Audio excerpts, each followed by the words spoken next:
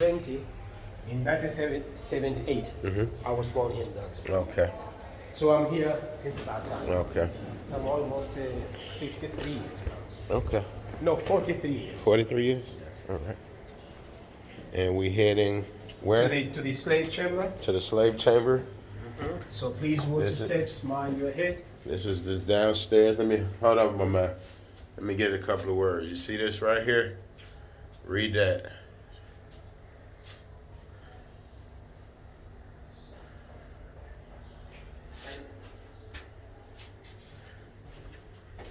Now, this is where the slaves were kept in this dungeon here. Yeah. Wow. This is history here, man. Yeah. Look at this. With the yokes of iron around their necks and legs. Look at the chains. Yeah. These are the chains. Wow. Well, so then, my friend, this is a place where slaves were kept before they went to the market for the auction. But building you see above here is built on top of it. And it was built from 1880. Is a missionary hospital, UMCA, is University Mission to Central Africa. But these two rooms you see down here, this is original from the beginnings, from 15th century to 1873. But before the rooms like this, in this place, it was 15 rooms. So some of them they destroy, and then we keep these two for memory. So in this room, where we are, Portuguese and Arabs, they used to keep slaves down here, 75 slaves.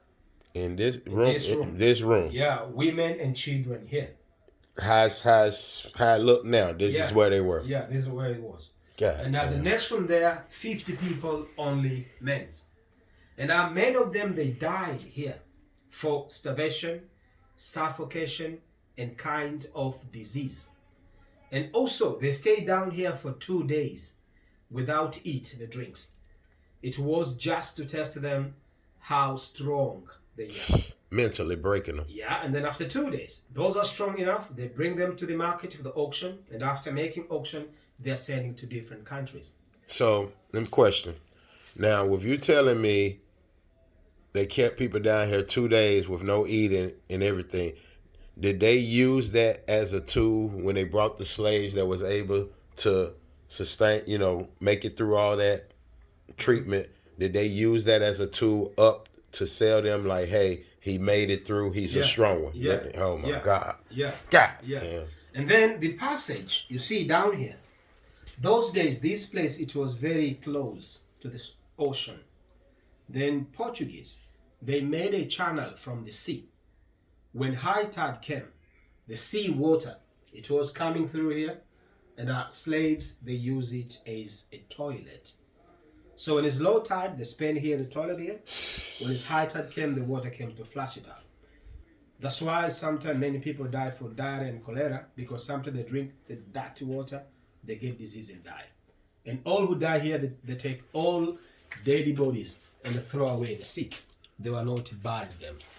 And also in that time, in this place, there was no power.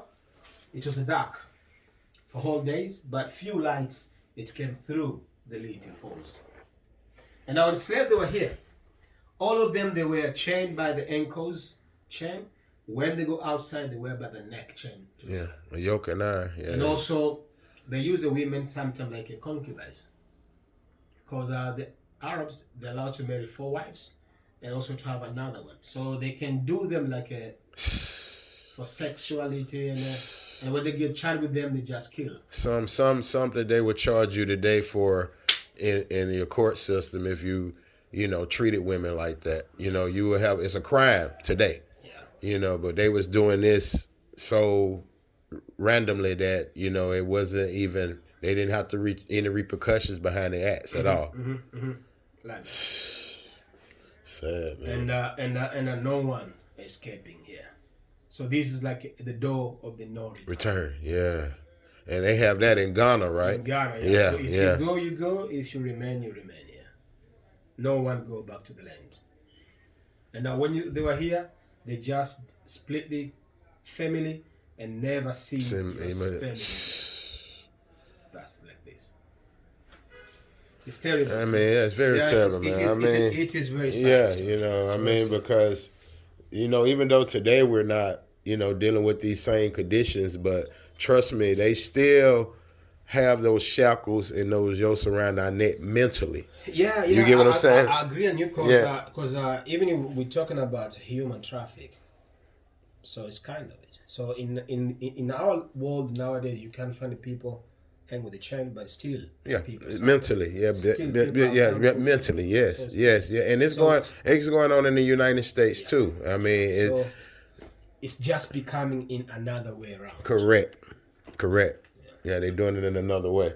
Because they can't go back to the old way. They know it's cruelty. It was very cruel to treat people in that manner. But they're going to still keep a strangle around you so they can find ways to continue controlling us. Yeah. You know, and that's one thing that they are doing their best to do is always set up propaganda in the U.S.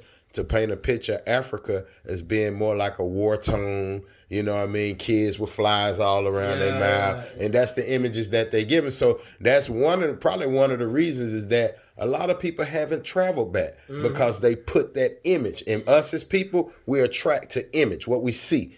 Yeah. And instead of saying, hey, let me see for myself. Yeah. You know, I'm not going to die. You come and see this is very Yeah. I'm not going to leave here with their lies in my mind. I want to open my own mind and travel and go see and talk to the people myself. And that's why I'm knowing that God brought me here and brought him in my life, you know, because y'all new to me. I don't know y'all just as well as y'all don't know me, but God have us here for a reason. You know, bring it for a special reason. Exactly. So, yeah. And you'll be a good ambassador for. Thank you. Appreciate it. Let's get to